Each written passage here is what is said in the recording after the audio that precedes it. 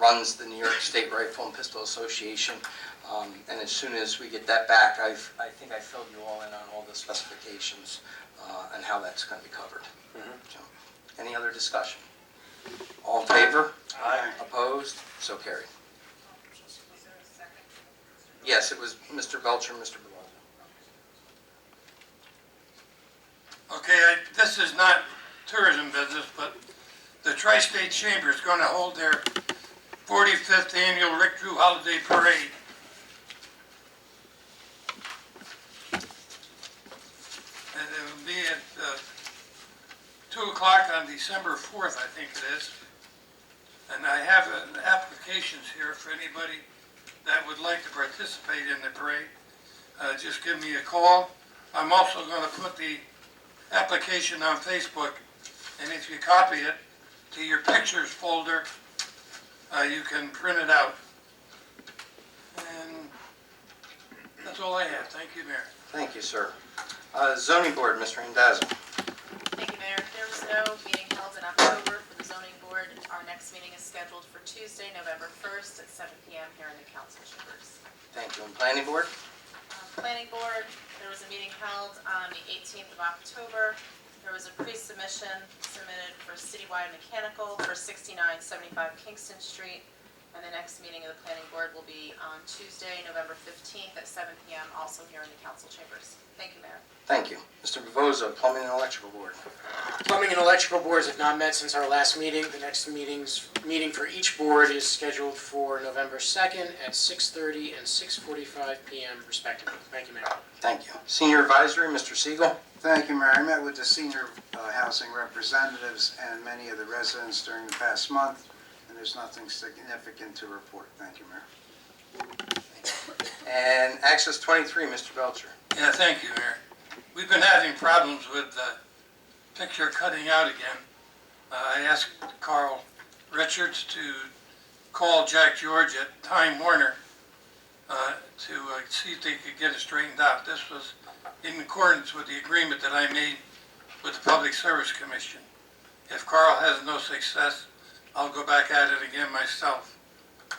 The TV station will be having their fall telethon Saturday at October 29th from 2 p.m. to 7 p.m. Please stop by and make a pledge.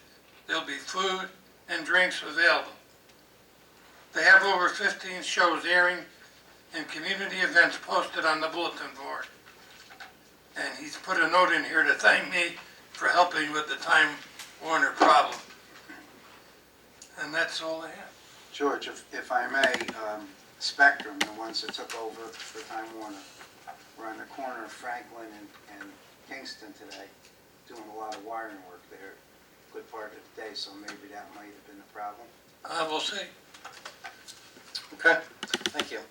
Under Mayor's Correspondence and Information Update, I just wanted to, it was mentioned today in Ms. Coughlin's report, the school district, Red Ribbon Week. What Red Ribbon Week is it's a recognition of those who go out and fight in the war on drugs.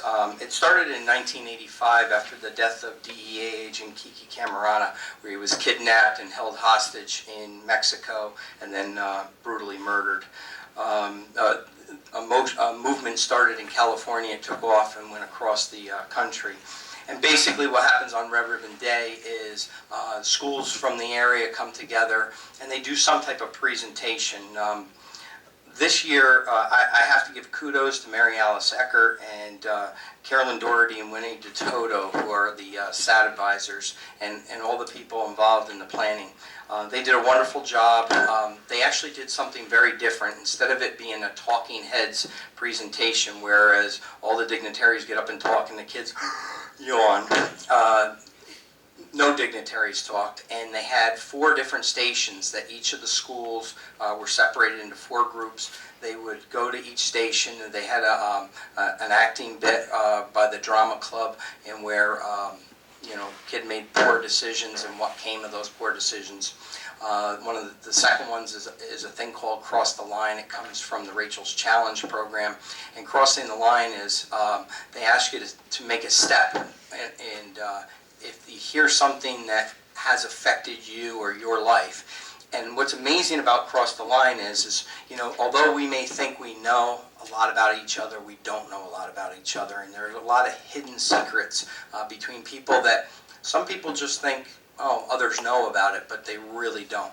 And you can start to understand people a little bit more. The third was a local area resident who has suffered for quite some time with alcohol and drugs, and has been clean for quite some time, and really had an impact on the kids. You could see it because he was their age or about their age, but he made that impact on them. And then the last one was the National Guard who was able to put goggles on kids that made them feel like they were intoxicated, and then asked them to do activities, and then talked about how your motor functions are impaired by these activities. So it was about an hour and a half long. Very, very much of an impact for the kids. And then at the end, there was a closing bit where they talked about how 80 people die a day from drugs and alcohol, and they had an impact because they had 80 kids go up on the stage, and everything went black. And then they asked them they gave them all these little flashlights, and they lit these flashlights, and the message that they sent was, light the way for somebody, and take that opportunity to say, listen, you can make your life better and lead the way to somebody else. So you make that step forward. It was very much of a significant impact on the Red Ribbon program, and I thank them for that.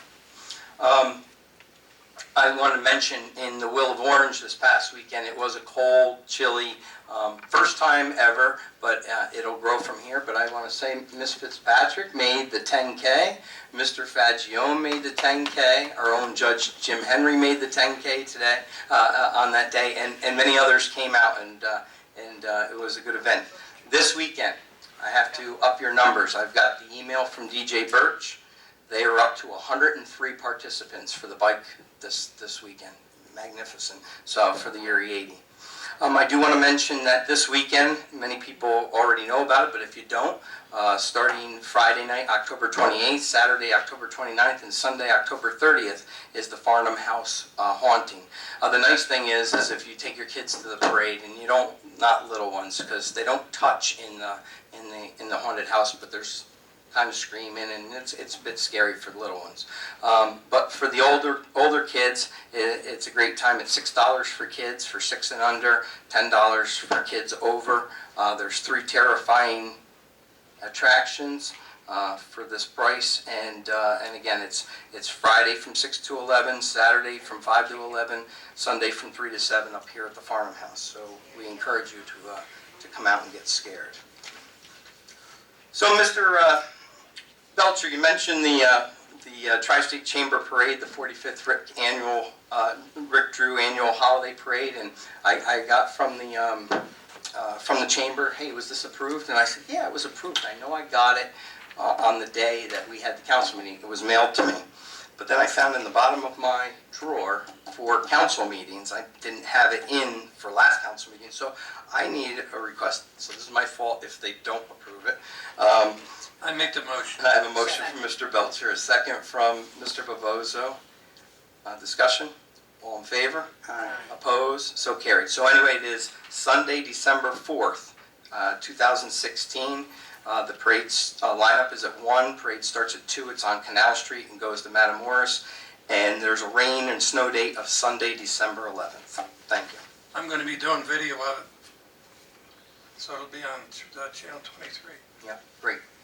If anybody's interested, again, I'll put these up a couple times, but the maps of the Watershed Park are out.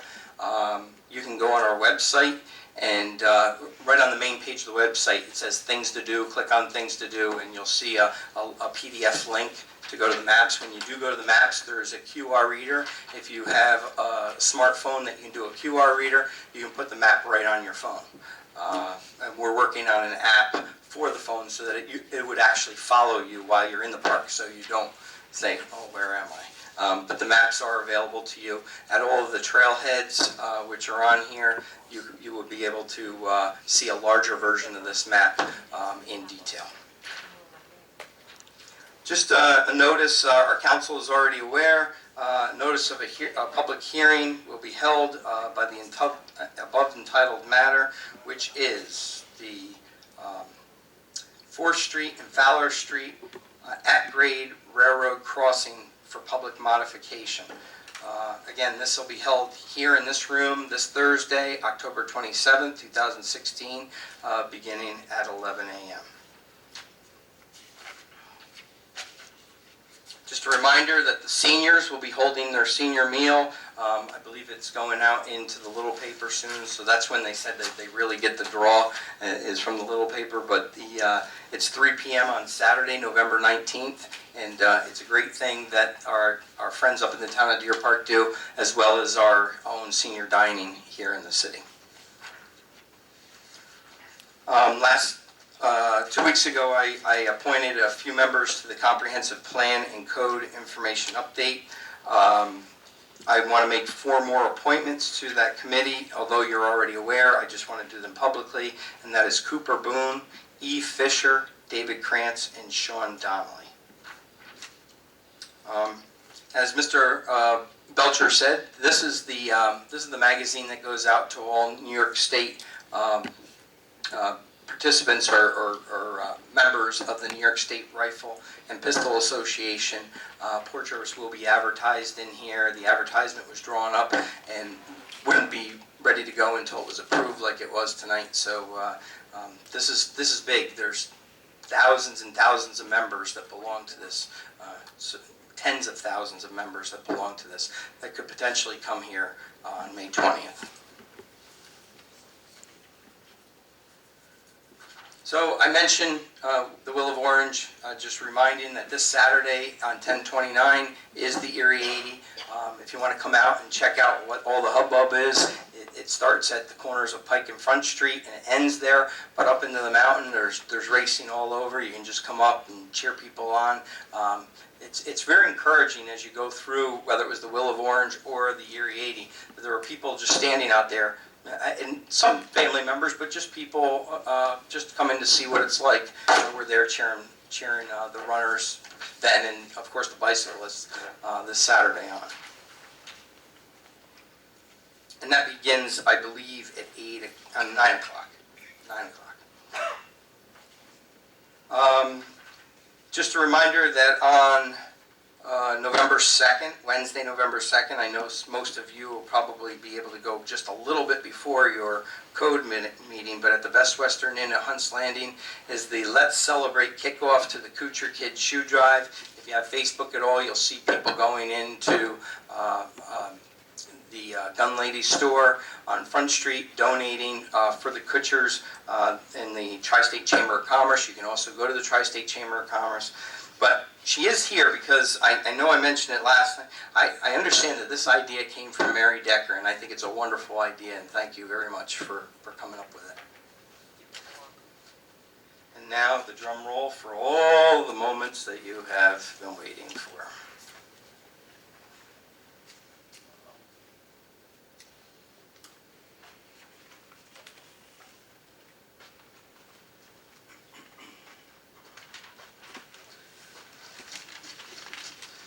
Budget. So it's my job to propose to the council a 2017 budget. That is what I'm going to do tonight. Once I turn it over to you, it is your decision to either keep it as it is, make changes, and hopefully pass the budget so that we can move forward in 2017. So what was the uphill battle? In 2016, Moody's Investment Service downgraded the city from A1 to A3, which is a significant impact. A depleted fund balance that cannot be tapped to ease some of the pain of a tax increase. Running a city which, despite some rumors that it doesn't pay its bills, because I've seen that on Facebook, it does pay its bills, but sometimes does have to borrow for larger item things. A city which over the last 2 decades saw either below or near 0% increases in taxes for at least 8 of those years. It needs to recover as each year's budget during all those years on average increased 2 to 3%. mostly due to mandates, despite the fact that personnel were cut through attrition in an attempt to balance those budgets temporarily, even though services were not reduced. A sitting city council that has had some members go on record saying that they refuse to vote for a tax increase, especially one in double-digit percentages. In 8 years of no increased aid from the state of New York to help with rising costs. Those were the challenges. What did I do? First, I didn't do it alone. I did it with, for a short period of time with Mr. Ritchie. Sat with me several times when I told him exactly what the budget came in, which I'll tell you all in a minute. But I want to thank Ms. Wazenegger, just going through lines and lines and lines for days and hours and trying to figure out a budget that I would hope is palatable to the council and to the municipality. I first asked what the cost would be for the 2017 city budget that would be balanced, not including any increase or decrease in personnel or services. A balanced city budget for 2017 that would include no rollover, which the city really should have to make each future year's budget workable, even if and when the economy might be sour, came in at 30.26%. A city in its title alone provides services for its tax-paying residents that traditionally towns do not receive from their local government. I myself realized that 30.26% would not be palatable for most people that live and own in our city. I took the opportunity to not be conservative and not be liberal, but to be responsible when it came to presenting the mayor's proposed 2017 budget to this council. Going line by line, and again, speaking with them Finance Chairman Bob Ritchie about expectations, I worked on this budget through the summer, getting it down to 25.01%. By reducing, you guys don't have to write this, I'll send this to you. By reducing lines that would make it tighter on the already tightened belts, but to save services and jobs. I then got it down to 22.35% as I removed the sewer reserve and moved it to operational sewer repairs and chose to apply for grants and or bond some of the major projects. I realized that there will be the need to increase the water and sewer bill from $120 to $130 per quarter.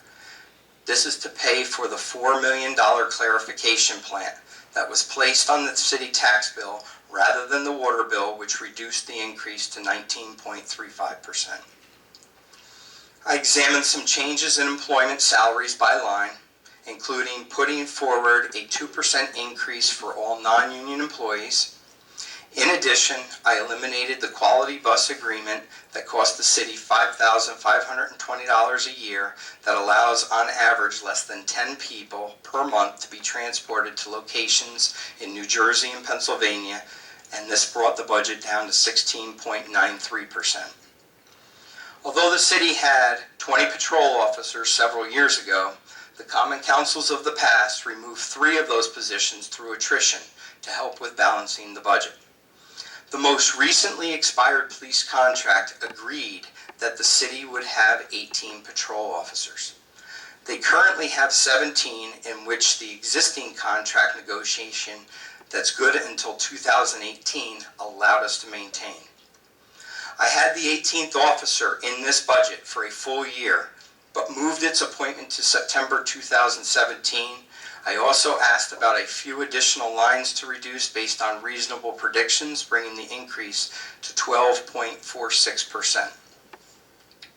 I then totally removed the 18th officer from the 2017 budget, which brought down the increase to 12.10%. And many of the council members that I've spoke to, this is where I was stuck. At this point, we, Mrs. Wazenegger and I, were stuck. Predicting a future budget only on half of the current year's revenue and expenses is not good management.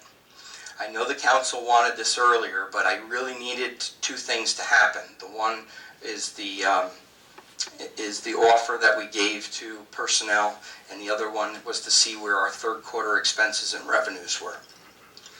We needed to wait till third quarter reports came in to see where we could reasonably adjust the budget. Additionally, the city received unexpected revenue of $50,000 during this time that the council agreed to offer 5 employees eligible for retirement that fit a certain requirement, each a $10,000 incentive. This would certainly help bring that increase of 12.10% down. Only one employee took the offer, the caretaker of the watershed.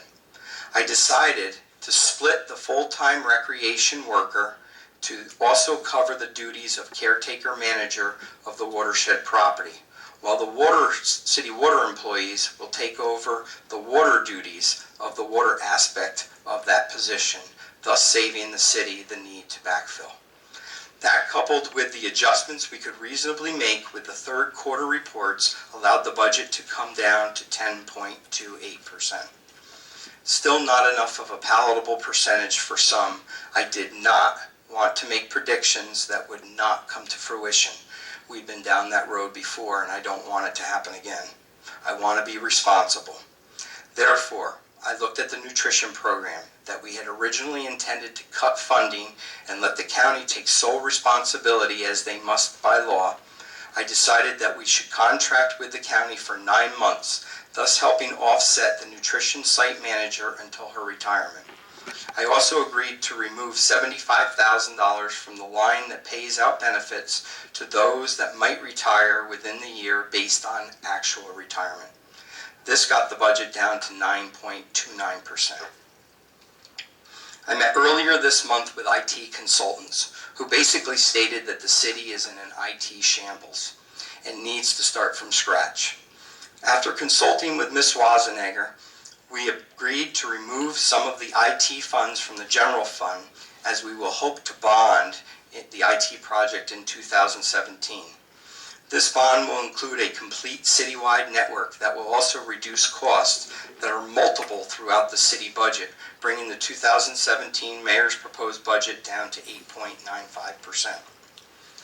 Lastly, I looked at city property that could be sold, and Mrs. Wazenegger was comfortable with reasonably putting in $50,000 of profit for property sale on top of what is already owed, which could include the advanced fuel property, Wells property, and multiple single-family houses and multiple family houses that we have in the city. This brought the mayor's proposed budget down to 7.11%.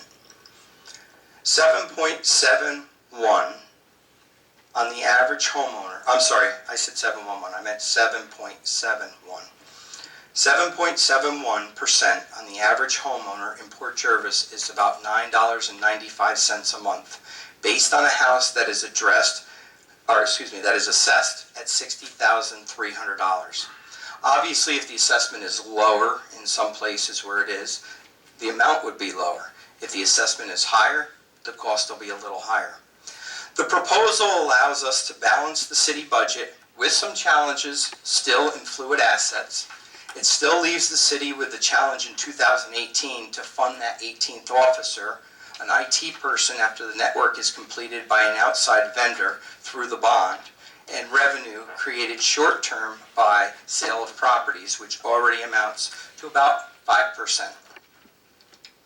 What could help us in 2017 for the 2018 budget?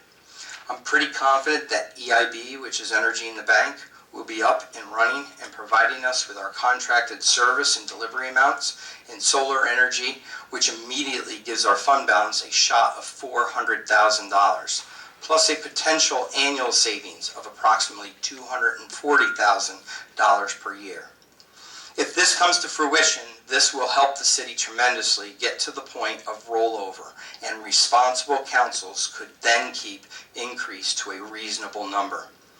Examine the sanitation pickup issue as Middletown goes through the process, and examine other villages similar to the size of Port Jervis with the potential of privatization, although I do urge warning when it comes to privatization. that looks promising at first, for about a decade, but that could end up being more costly in years to come. My last concerns are further cuts without in-depth talks with department heads. I am pretty sure that any further cuts by the council during the budget hearing process will result in cuts in manpower. Cuts in manpower will further slow our ability to move forward as a city and may be more costly to our tax-paying public in the long run. Having said that, what is needed to say here, I propose to the council the 2017 mayor's proposed budget for the city of Port Jervis that provides no cuts in services or personnel, with an increase based on reasonable predictions for 2017 of 7.71%. I believe you all have the budget. The budget will be available for the public also.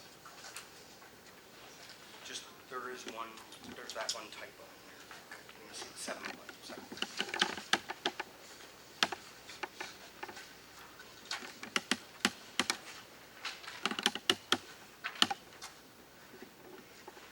So I know it is a lot to absorb. I wish you well. I will try to make your budget hearings, but as most people know, I sit in the back because it is not my budget, but I'd be there in case there are any questions, although Ms. Wazenegger can answer most of the questions because we worked on it together intimately. So, without further ado, I will move on to the City Clerk Treasurer's Report. Ms. Wazenegger.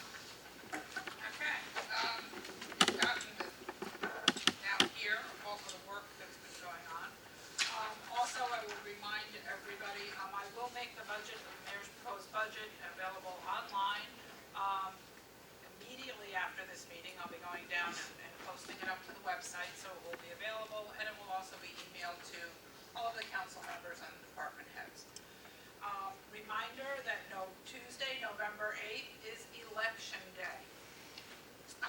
All 4 polling sites for each of the wards will be open from, they open at 6 a.m. to 9.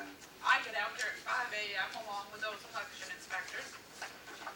Polls in New York State close at 9 p.m., which means that the election inspectors get home about 10 and I get home about 11 or 12.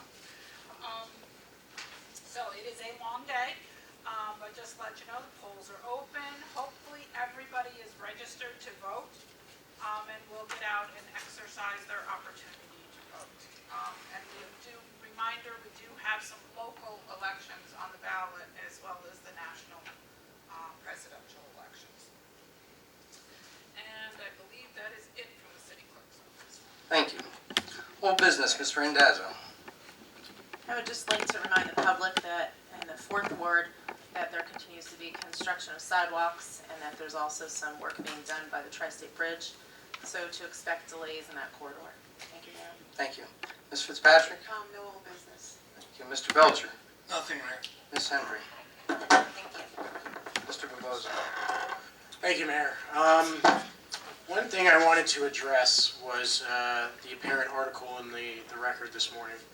I don't get the record for very specific reasons. Usually I don't find it that reliable. And I think this is the case. I think the most disappointing and to me the most embarrassing part of this is that a letter that was executive session material found its way into the hands of a reporter. And there's a reason why there's executive session for situations like this. And now we have an article that wasn't completely accurate. And frankly, I'm pretty annoyed at that. And like I said, I'm embarrassed that that's the case. Second, to those who read the article and may be watching or listening, bear in mind that letter is one piece of something that's been ongoing. And it represents a snapshot which doesn't necessarily show everything that's been happening. What that article didn't state is that the city has not been adjudicated to have discriminated against anyone. The letter is the belief of a particular individual who up until writing that letter hadn't been at all involved in the investigation, and hadn't looked at any materials we had sent to them. And I think that's important for people to know. Because I read the article online after it was brought to my attention, and it makes it seem pretty clear that the city of Port Jervis had acted in a discriminatory way, and I very strongly disagree with that position. We